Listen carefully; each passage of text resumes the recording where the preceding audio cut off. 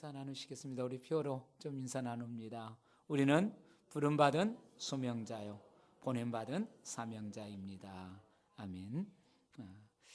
오늘 찬양은 우리 그 반주자가 수시 시험 때문에 이렇게 아마 가는 줄로 알고 지휘자하고 아마 이 시간이 좀 약속이 맞지 않은 것 같았습니다. 그래서 오늘 찬양은 없습니다. 자, 오늘 말씀 우리가 좀 바로 가겠습니다. 하나님이 원하시는 믿음.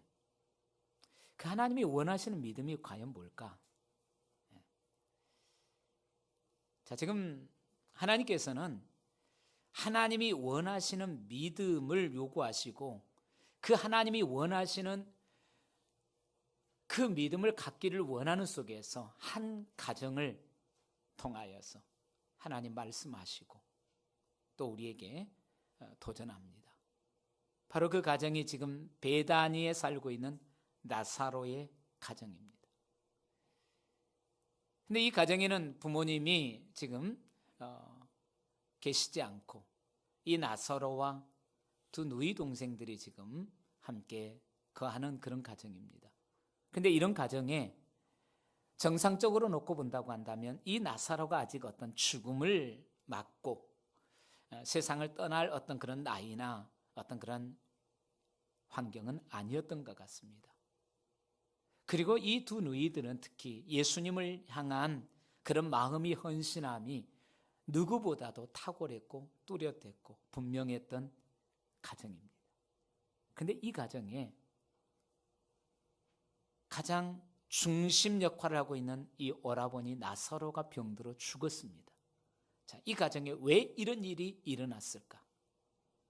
왜 이런 일이 주어졌을까라고 함을 향한 주님의 말씀하심이 이미 우리가 11장을 살펴오는 속에서 보았습니다. 4절 말씀을 통하여서 주님이 이 가정에 이 일이 주어진 이제 그 이유를 4절 속에서 첫 번째 뭐라고 했냐면 하나님의 영광을 위하며 하나님의 아들이 영광을 받기 위해서다라고 말씀을 하셨습니다. 그리고 두 번째로 15절 말씀을 통하여서 저들의 믿음 때문이라고 말씀합니다. 하나님의 영광을 가리는 믿음. 이 일을 통하여서 하나님이 영광을 받으시기를 원하고 그 아들이 영광을 받으시기를 원하는데 저들의 믿음은 하나님의 영광을 가리는 믿음이 문제다라고 하는 그 진단 앞에서 이들의 이 믿음을 새롭게 하기를 원하고 그리고 이 사건을 통하여서 그리고 이 말씀을 통하여서 또 주님은 오늘 저와 여러분의 믿음을 새롭게 하기를 원하시고 저와 여러분의 믿음이 다시 한번 회복되기를 원하시는 속에서 오늘 이 말씀을 우리에게 주시고 있습니다. 그렇다면 오늘 이 가정에 주어져 있는 이 문제를 해결하는 것은 어렵지 않습니다. 15절을 통하여서 말씀하신 것처럼 이들의 믿음을 새롭게 하기만 하면 이 가정의 이 문제는 해결됩니다. 그것이 목적이니까, 이유이니까. 우리의 믿음이 하나님 앞에서 새로워진다고 한다면 그 문제는 문제로 남지 아니하고 문제로 여겨지지 아니한다라고 하는 거죠. 자, 이런 측면에서 오늘 나사로를 통한 이 메시지는 저와 여러분을 향한 오늘 주님의 음성, 하나님의 말씀하심으로 우리가 받을 수 있기를 원합니다. 그러면 오늘 이 가정의 마르다와 마리아의 믿음은 과연 어떤 부분에 문제가 있어서일까? 우리가 볼 때는 별로 문제가 보이지 않는데 부족한 믿음을 가지고 있는 나의 입장에서 이 마르다와 마리아의 믿음을 보면은 정말로 좋은 믿음이고 탁월한 믿음이고 뛰어난 믿음인데 주님이 보시는 속에서는 뭐가 문제여서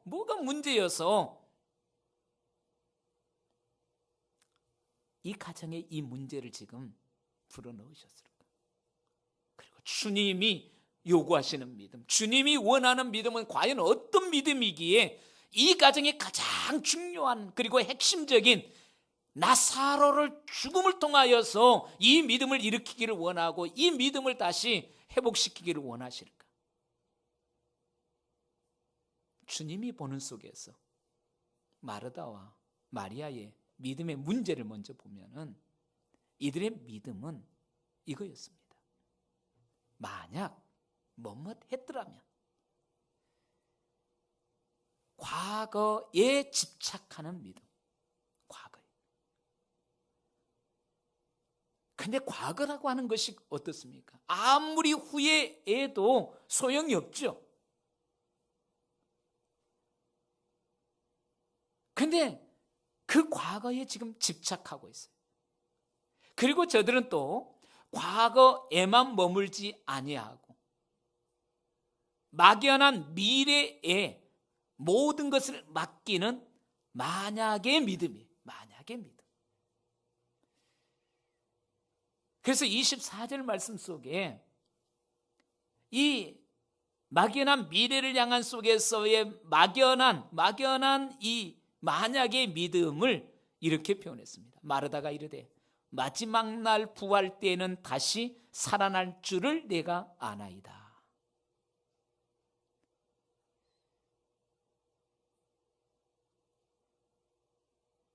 그러니까 미래를 바라보는, 미래에 대한 소망을 갖는 믿음은 분명히 있어요.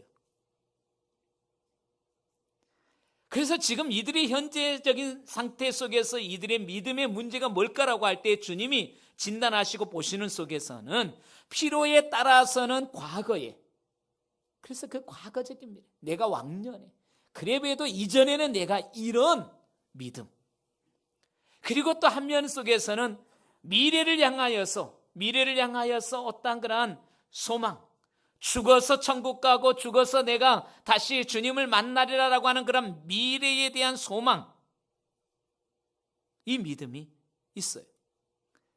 그래서 과거에서 미래로 갔다가 미래에서 다시 과거로 갔다가, 자, 이 부분은 있어요. 근데 지금 뭐가 없을까요? 현재가 없어요. 현재.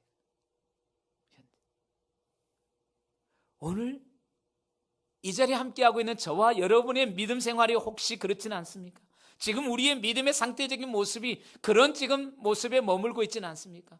과거에는 그래도 내가 이렇게 신앙생활했고, 과거에는 내가 이런 믿음의 역사를 했었고, 그리고 그 믿음이 나의 미래에 정말로 죽어서 천국 가고 예수님과 함께 더불어 그 나라에서 그 영광을 누리라라고 하는 그런 믿음 속에서 과거적인 믿음과 미래적인 어떤 그런 믿음의 모습은 있는데, 현재, 지금 현재, 이 현재,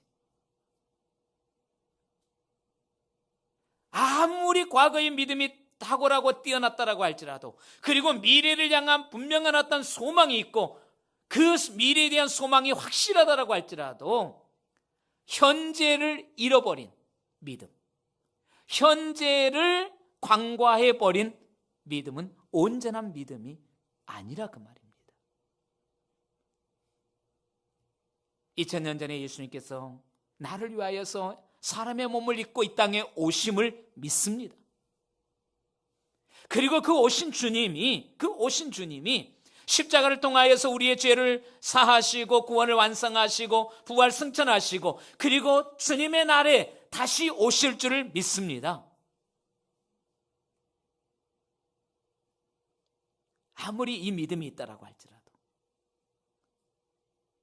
그 주님이 오늘 내 삶의 현장에, 오늘 내 삶의 이 자리에 여전히 변함없이 역사하시는 그러한 주님을 내가 믿지 못한다고 한다, 그 믿음은 온전한 믿음이 아니라라고 하는 그 말입니다.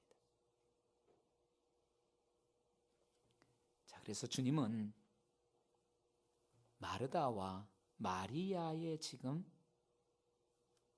믿음의 진단 속에서 과거적인 믿음도 있고 미래적인 믿음도 있는데, 문제는 지금 현재적인 믿음, 지금 이 가정에 벌어지고 있는 이 일을 인하여서 이 일 앞에서 이들이 가지고 있는 이 믿음을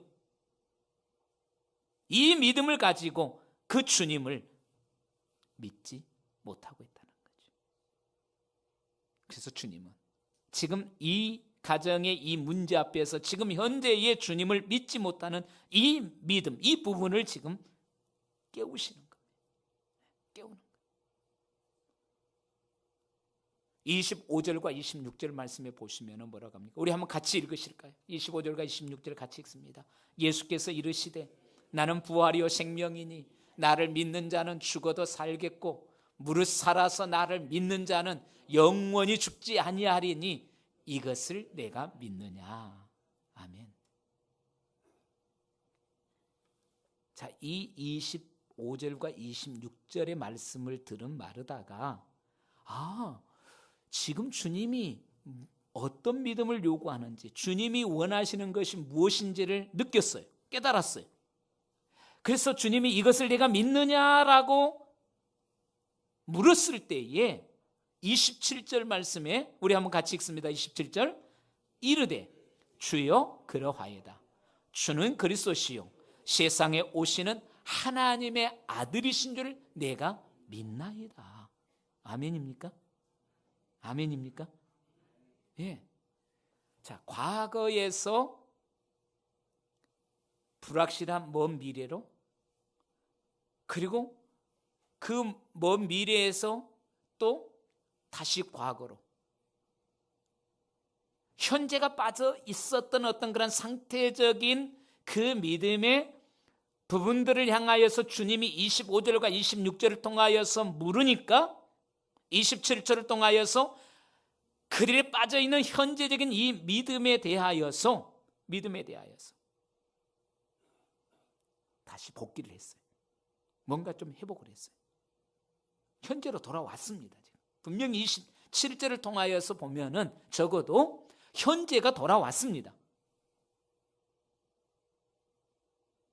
분명히 주님을 향하여서 주님은 현재입니다. 주님은 과거의 주님만이 아니고 먼 미래의 주님만이 아니고 나의 현재의 주님이심을 믿습니다 라고 하는 이 고백을 했어요. 그래서 현재의 주님이십니다라고 하는 이 고백 속에는 어떤 의미가 담겨있냐면 주님은 장소와 시간과 상황을 초월하시는 주님이십니다라고 하는 그런 고백이단 말이에요. 그러면 이 27절의 고백을 놓고 본다고 한다면 적어도 주님이 원하시고 주님이 바라시는 그런 고백이 이 마리아의 입술을 통하여서 터져 나왔어요. 터져 나왔는데 잃어버렸던 현재를 찾았고 잃어버렸던 현재를 향하여서 와 있는데, 그리고 주님이 기뻐하시고 주님이 원하는 그런 믿음의 고백이 이루어졌는데, 근데 문제는 뭘까요?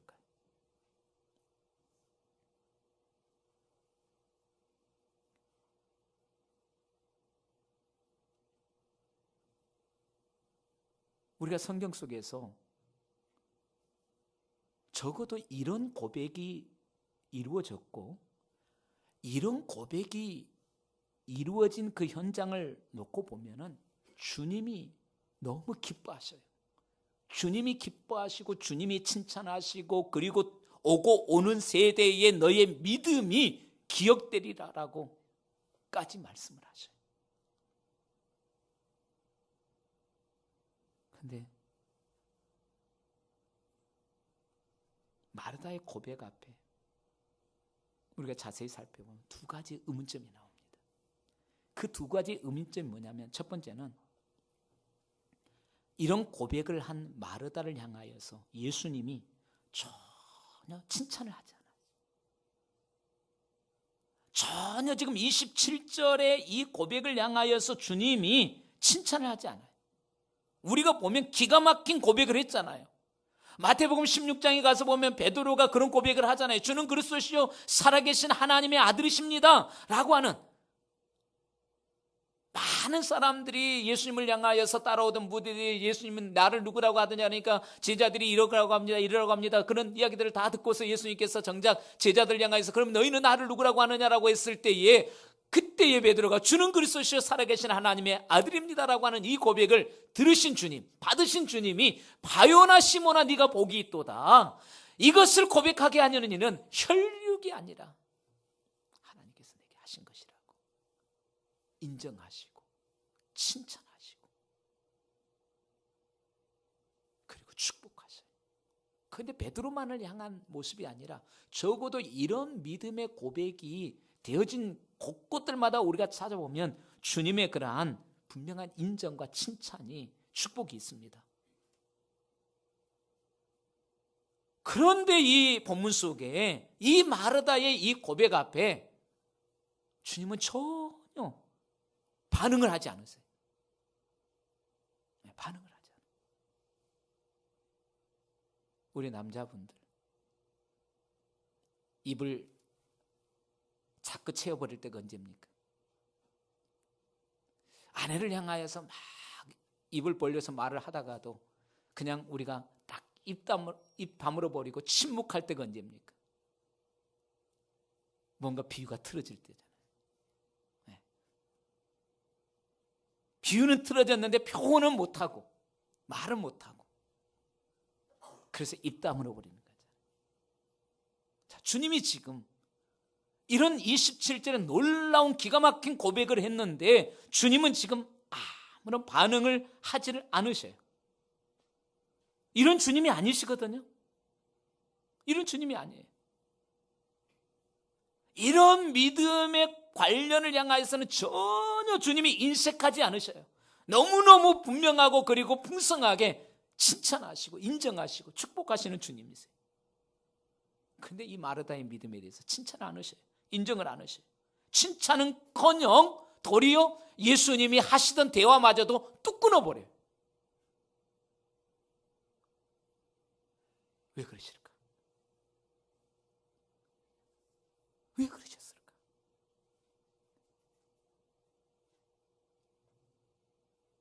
그 다음에 두 번째 의문이 뭐냐 하면은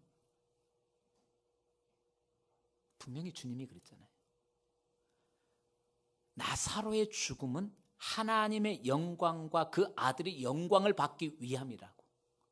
그리고 15절을 통하여서 이들의 믿음이라고. 그래서 그 믿음의 문제가 현재가 간과되어지는 믿음이 지적되어지는 속에서 네가 나를 믿느냐라고 하는 속에서 현재의 주님이심을 믿습니다라고 하는 이 고백이 27절 속에서 되어졌으면은 그러면 주님이 이 나사로의 죽음을 향하여서 두 가지의 목적을 두었기 때문에 이 지금 두 가지의 목적이 이루어짐에 있어서 이 고백에 문제가 없잖아요. 그러면 이것이 진정한 고백이고 이것이 진정한 그의 신앙이었다고 한다면 이 27절의 고백이 이루어진 이 현장에서 어떤 일이 있어야 될까요? 이 문제가 해결이 돼야 돼요. 나사로의 죽음의 문제가 해결돼야 돼요. 살아나야 돼요. 분명히 주님은 시간과 공간과 상황을 초월하여서 현재의 주님, 능력의 주님이심을 믿습니다라고 하는 이 고백이 이루어졌기 때문에 뭔가 저쪽 무덤 속에서 나사로가 살아나서 뭔가 지금 이 해결점이 되었어야 된다고 말입니다. 그런데 아무 일도 일어나지 않고 있어요. 주님은 대화를 딱 끊어버렸죠. 이런 고백이 이루어졌는데도 어떠한 지금 아무런 증거도 없어요. 오히려 나사로의 시체의 썩은 냄새만이 나고 있어요. 온전한 고백을 원하셨던 주님, 주님이 원하시는 이 고백을 했는데도 불구하고 아무 일도 일어나지 않다라고 하는 여기에 문제가 있지 않을까요? 어쩌면 이것이 오늘 이 지금 본문 속에 나와지는 마르다의 문제만이 아니라 마리아의 문제만이 아니라 오늘 저와 여러분의 문제가 아닌가요? 오늘 우리의 현실에 우리의 믿음의 상태가 아닌가요? 우리 믿음이 있습니다. 그리고 믿음에 대한 분명한 이 27절처럼 네가 믿느냐라고 할 때 예수님 믿습니다. 과거의 예수님이시고 미래의 예수님이시고 그리고 지금도 여전히 살아계신 예수님을 믿습니다. 우리 모두 다 그 고백하잖아요. 우리 모두 그 믿음에 대한 인정하잖아요. 그런데 내 삶에 왜 아무런 문제가 없을까요? 어떤 역사가 없을까요? 내 지금 현재의 어떤 문제 앞에 어떤 일도 왜 일어나지 아니할까요? 아무리 믿음으로 외쳐대도 어떤 하나님의 살아계신 그 역사가 왜 지금 내 삶의 현장에서 일어나지 아니할까? 과연 그 이유가 뭘까? 우리는 반드시 이 두 가지 의문을 풀어야 된다는 겁니다. 마르다와 예수님의 대화가 27절, 주는 그리스도시요 세상에 오시는 하나님의 아들이신 줄 내가 믿나이다라고 하는 이 대화를 통하여서 예수님과 대화가 27절을 통하여서 끊어집니다. 더 이상 예수님과의 어떤 대화가 이어가질 않아요. 그리고서 한참 지나고 난 후에야 다시 마르다와 대화가 재개됩니다. 그것이 34절이에요.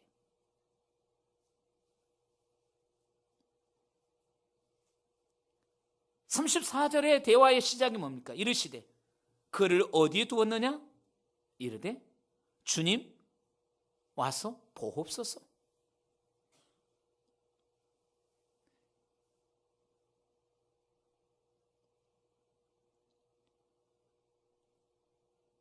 무덤을 향하여서 주님을 안내를 했습니다. 그리고 무덤 앞에 서신 예수님께서 말씀하십니다. 39절 속에서 뭐라고 합니까? 돌을 옮겨 놓으라. 돌을 옮겨 놓으라.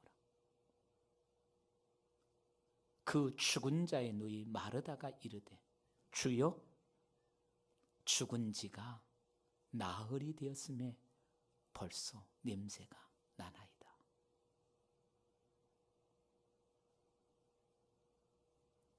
자, 우리는 여기에서 첫 번째 의문을 풀 수가 있습니다. 그 첫 번째 의문을 풀 수 있는 것이 뭐냐? 주님이 돌을 옮겨 놓으라고 했어요. 그런데 돌을 옮겨 놓으라고 하는 주님의 이 말씀 앞에 마르다는 뭐라고 대답을 하냐면 주여 오라버니가 죽은 지가 이미 사흘이나 되었습니다. 그리고 썩어서 냄새가 납니다.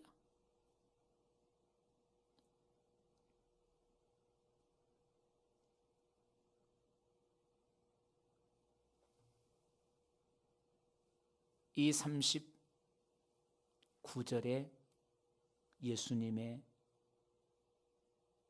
말씀하심과 마르다의 반응 속에 40절 말씀을 보시기 바랍니다.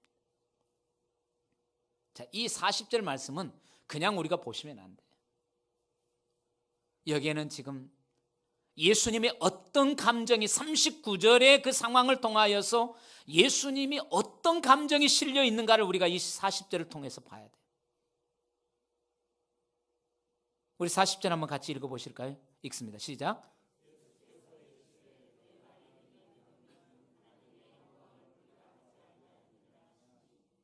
주님이 이렇게 말씀하셨을 것 같아요. 감정을 실어서 주님이 40절을 말씀하셨다라고 할 때 여러분 감정을 실으면은 목소리 톤이 어떻게 됩니까? 높아지죠? 감정을 실으면은 그 목소리의 톤만이 아니라 목소리의 그 굴곡에 있어서도 분명한 변화가 있습니다. 주님이 이 40절을 말씀하실 때에 저는 상상을 해봅니다. 주님이 분명히 말씀하셨어요. 그렇게 말씀하셨어요. 그런데도 지금 아무런 현재적인 어떤 모습을 향한 아직 달라지지 않는 그 부분들을 향하여서 이 40절의 말씀을 주님이 과연 어떻게 말씀했을까라고 할 때 주님의 어떤 그 감정을 생각해 보면서 나의 어떤 상태적인 속에서 감정이 실려지는 속에서 어떤 이 표현을 한다고 한다면은 어떻게 했을까라고 할 때에 내가 말했지 않느냐? 에? 내가 말했지 않느냐? 너가 믿으면 하나님의 영광을 보리라고 말했지 않느냐? 아마 주님의 그런 안타까움과 뭔가의 어떤 그 감정에 실려집.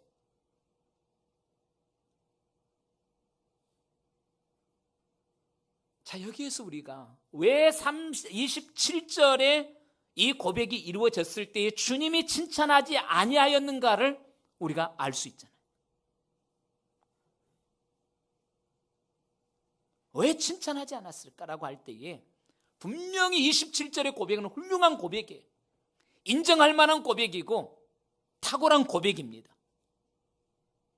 그런 고백이 있었음에도 불구하고 왜 그 무덤의 현장에서 어떤 역사도 일어나지 않았을까?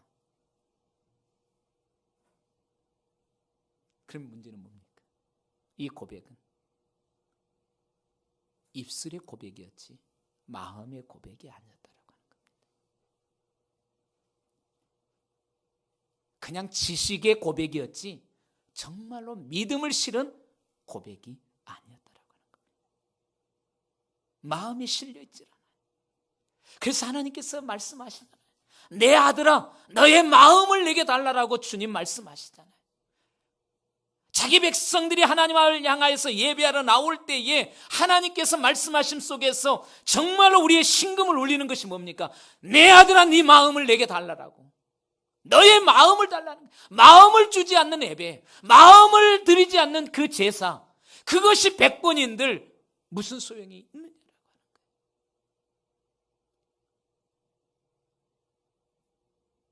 좀 거친 표현을 하면 지겹다라고 라고까지 그렇게 표현이 되죠.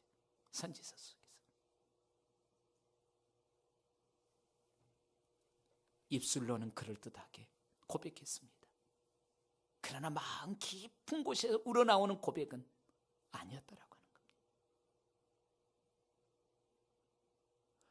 돌을 옮겨 놓으라라고 주님이 말씀하셨을 때에 마르다는 정말로 그것이 마음에서 현재적인 속에서 정말로 현재적인 주님의 살아계심과 그 능력과 그 말씀하심에 대한 네가 영광을 보리라라고 하는 이것에 대한 분명한 확실한 믿음이 있었다고 한다면 돌을 옮겨 놓으라라고 했을 때에 마르다가 취할 수 있는 행동은 무엇이었을까요? 두말하지 아니하고 무덤의 돌문을 옮기는 것이었을 것입니다. 그러나 27절이 그냥 입술의 고백이었고 지식의 고백이었다라고 하는 것이 무엇을 통해서 증명되어지느냐라고 할 때에 주여, 죽은 지가 지금 나흘이나 되어졌는데 무슨 소리입니까? 그게 지금 그 무덤은 열어놔봤자 썩은 냄새, 시체 냄새만 날 뿐이지 달라진 것이 뭐가 있습니까?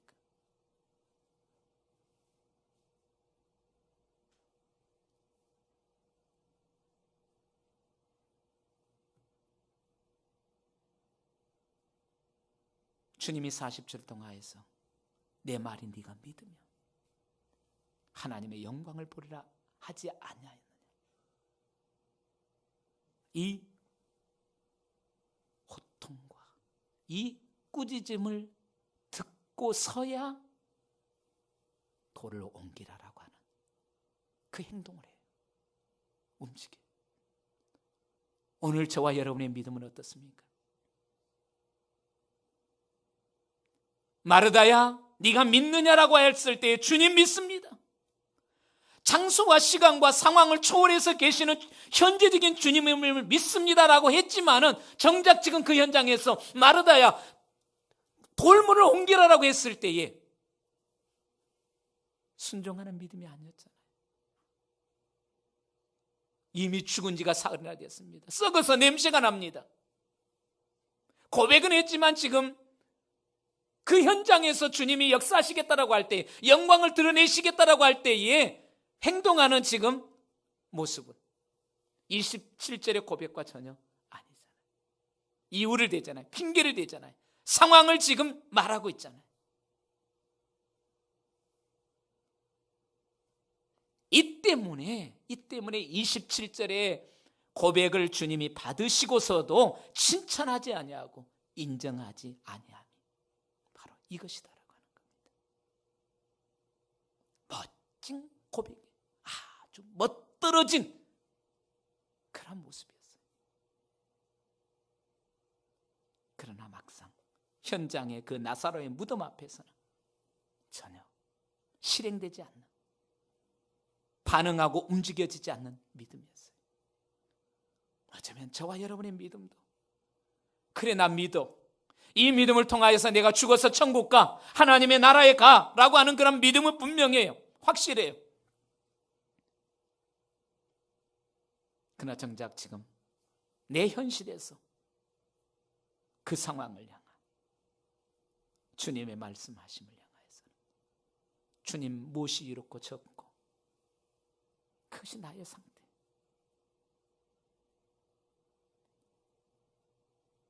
로마서 10장 9절과 10절 말씀 속에 주님이 뭐라고 말씀합니까? 네가 만일 네 입으로 예수를 주로 시인하며 또 하나님께서 그를 죽은 자 가운데서 살리신 것을 내가 믿으면 살린 것을 네 마음에 믿으면 구원을 받으리라. 사람이 마음으로 믿어 의에 이르고 입으로 시인하여서 구원 이르는다라고 분명히 말씀합니다. 사랑하는 성도 여러분, 믿음은 분명히 역사를 일으킨다 그랬습니다. 근데 그 역사는 그냥 미래적인 역사만이 아니라는 그 말입니다. 예수 그리스도를 믿는 그 믿음은 먼 미래에 내가 죽어서 그냥 천국 가는 그 믿음만이 아니다 그 말입니다. 오늘 그 믿음을 가지고 살아가는 내 삶의 현장에서 능히 일어날 수 있는 믿음의 역사다 그 말입니다. 그러면 어떤 자에게 이런 역사가 일어날 거라고 할 때에 그 첫 번째는 34절의 말씀 속에서 주님이 그를 어디 두었느냐? 그를 어디 두었느냐?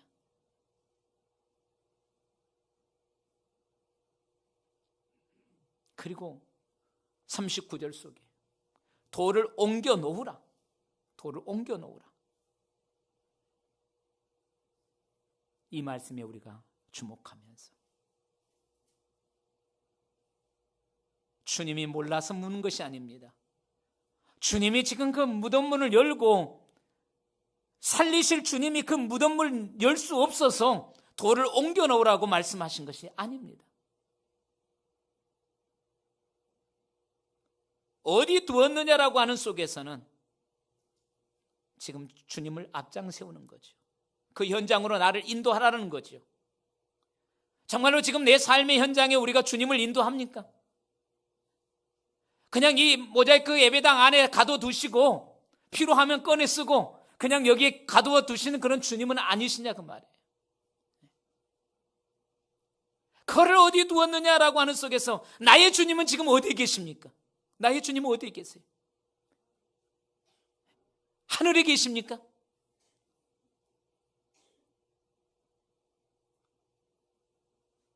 이 건물 안에 계십니까?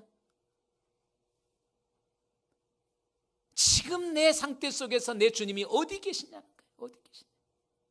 어디 계시냐? 그리고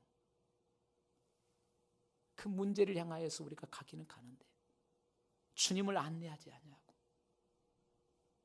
주님을 그 현장에 인도하지 않는 그 믿음. 그래서 믿음의 사람은, 현재의 믿음의 사람은 내 문제의 현장에 누구를 모시고 간다고요? 주님을 모시고 간다. 주님을 모시고 간다. 주님 계세요? 제가 가서 보고 와서 보고 드릴게요. 이게 아니에요. 상태가 어떤지, 지금 상황이 어떤지 제가 보고 와서 말씀드릴게요. 그것이 아니라 주님 그 현장에 함께.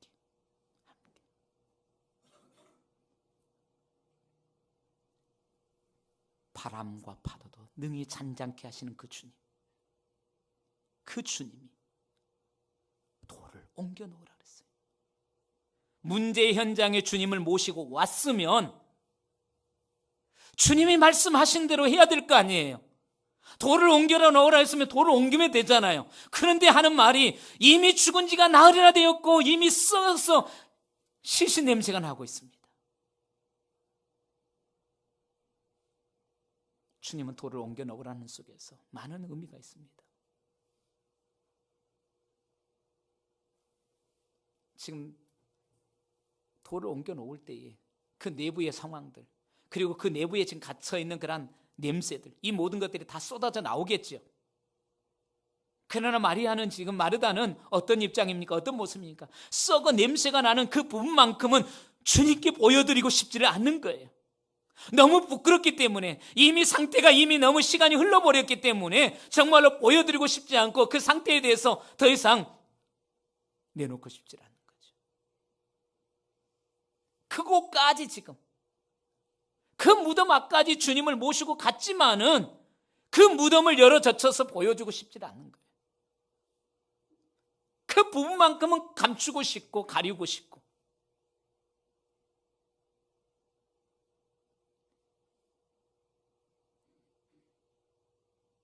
빛 대신 주님은 돌을 옮겨 놓으라 그랬습니다.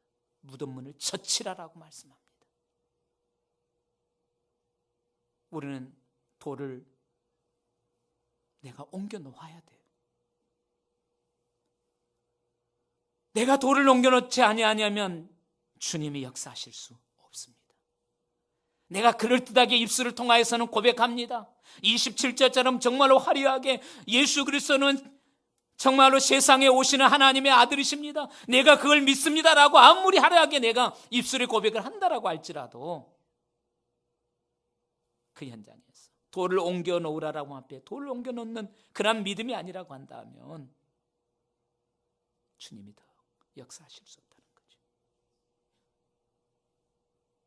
주님이 원하시는, 주님이 기대하는 그 믿음이 아니라는 거죠. 중심을 보시는 주님, 그 중심을 원하시는 그 주님. 그래서 내 믿음이 그냥 껍데기가 아니라, 지식이 아니라, 형식이 아니라 정말로 나의 믿음이 내 마음에서 온전히 담겨있는. 그래서 온전한 믿음이라고 할 때에, 이 온전한 믿음의 상태는 어떤 모습일까라고 할 때에, 역사하는 믿음, 이 역사하는 믿음은 어떤 믿음이냐라고 할 때에, 믿음은 머리에서 출발합니다.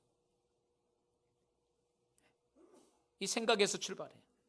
그 다음에 이 머리에서, 생각에서 출발한 이 믿음이 무엇을 통하여서? 입술을 통하여서 고백이 되어져요. 입술을 통하여서 고백되어진 이 믿음은 고백으로 끝나는 것이 아니라, 그 고백된 믿음이 어디를 통과합니까? 우리의 가슴을, 우리의 마음을 통과하는 거예요. 우리의 마음을 통과하는 이 믿음은 이제 우리로 하여금 그 믿음은 가만히 있지 못하게 합니다. 마음이 통과되어질 때에 내 손과 발이 움직여서 행하게 하고, 움직이게 하고, 반응하게 하는 것이 온전한 믿음, 역사하는 믿음이라고 하는 거죠. 지금 이 자리에 앉아있는 오늘 사랑하는 성도 여러분, 지금 현재적인 속에서 나의 믿음이 지금 어디입니까? 머리입니까? 그리고 그 머리가 입술을 통하여서는 고백이 되어집니까? 그 고백되어진 믿음이 지금 내 가슴을 통과합니까? 내 마음을 통과합니까? 그리고 그 통과되어짐이 내 손과 발을 움직여서 지금 행동하게 합니까? 반응하게 합니까? 움직이게 합니까? 어디에 머물러 있습니까? 어디쯤에 지금 머물러 있는가를 보시면서 마태복음 23장 27절 속에서 행동하지 않는 믿음, 머리에 지식은 있고 입술에 말은 있는데 가슴을 통하여서 행동하지 않는 그 믿음의 그 상태적인 그 대상들을 향하여서, 서기관과 바리새인들을 향하여서 주님이 뭐라고 말씀하냐? 너희들의 마음은 지금 회칠한 무덤이다라고 이야기합니다. 회칠한 무덤. 겉은 번지르하게 발라져서 그럴싸하게 정말로 아름답게, 우리가 무덤들 보면 어떻습니까? 얼마나 아름답게 지금 잘들 꾸며져 있습니까? 그러나 막상 그 무덤, 아무리 아름답게 잘 꾸며져 있을지라도 그 뚜껑 열어서 무덤 헤쳐놓으면 뭐만 있습니까? 시체만 있어요. 썩은 뼈다귀만 있어요. 행동하지 않는, 반응하지 않는 믿음을 향하여서 회칠한 믿음의 상태에 주님이 말씀을 하죠. 오늘 내 믿음이 바로 이런 모습은 아닙니까? 입술로만 고백하는 믿음은 주님께 우리가 인정받을 수가 없습니다. 인정받을 수 없을 뿐만 아니라 그 믿음 속에서는 어떤 하나님의 역사도 하나님의 영광도 볼 수가 없다라고 하는 겁니다. 나타내실 수가 없으시다라고 하는 겁니다. 왜냐하면 주님은 중심을 보시기 때문입니다. 우리의 중심을 보시기 때문에. 저와 여러분은 얼마든지 사람들의 외모로 나타나는 밖으로 드러나는 것 때문에 속을 수 있어요. 속일 수 있어요. 좋다, 잘한다, 참 멋있다라고 얼마든지 우리가 감탄하고 탐복할 수 있어요. 그러나 그것이 정말로 형식이라 한다면, 껍질이라고 한다면은 주님은 그거 인정하지 않으신다는 거죠. 오늘 마르다의 모습을 주님은 그것을 보시는 겁니다. 주님 앞에 지금 나의 믿음이 도대체 어디쯤 머물고 있는지, 세종육제를 한 주 앞두고 있는 마지막 대각성 주일 앞에 도대체 지금 나의 믿음은 어디에 머물고 있는지, 나의 주님은 지금 어디에 계시는지, 그리고 나의 현재적인 믿음은 어떤 상태인지 다시 한번 점검하면서 멀리 계신 주님이 아니라, 먼 미래에 계시는 주님이 아니라 오늘 내 삶 속에서, 내 삶의 현장에 역사하시고 간섭하시고 일하시는 그 주님을 믿는 그 믿음, 그 믿음의 고백 속에서 하루하루 순간순간들 속에서 주님의 영광을 볼 수 있고 주님의 영광이 나타나지는 아름다운 축복이기를 원합니다. 무덤이 아무리 썩어 있고 죽어 있다라고 할지라도, 가장 절망적인 어떤 상황이라고 할지라도, 도무지 어떤 살아날 가능성이 없는 그 현실이고 그 현장이라고 할지라도 주님 그곳에 모시고 갔을 때, 주님이 그 문을 열어 젖히고 그 속에 생명을 불어넣었을 때에 생명이 살아나고, 그리고 하나님의 영광이 그 현장 속에서 나타난 줄로 믿습니다. 오늘 이 나사로의 무덤이 열리고 그리고 그가 살아나는 역사의 현장이 오늘 우리의 현실의 믿음이 되어지는 속에서 그 영광을 볼 수 있고 그 영광을 나타내시는 주님의 아름다운 축복이 오늘 저와 여러분의 믿음이요, 그 믿음이 살아서 역사되어지는 우리의 현장이 되어질 수 있기를 주의 이름으로 축원합니다. 기도합니다. 하나님 아버지,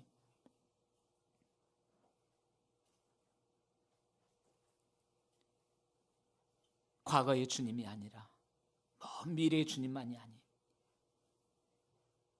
오늘 나의 서 있는 장소와 시간과 상황과 그 환경 속에서 여전히 개입하시고 역사하시는 주님이심을 믿습니다.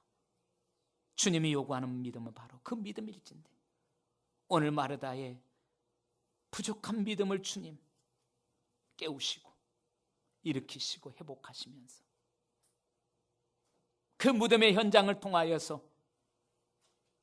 그의 믿음의 문제가 무엇인가를 말씀하셨던 주님, 오늘 나의 믿음이 어디에 머물고 있는지, 어떤 상태에 지금 머물고 있는지를 다시 한번 보게 하시고 주님이 살아서 역사하시는 아름다운 그 영광됨을 드러내는 그 영광을 볼 수 있는 믿음으로 회복할 수 있도록 주님 우리를 축복해 주옵소서. 예수님 이름으로 기도하옵나이다. 아멘.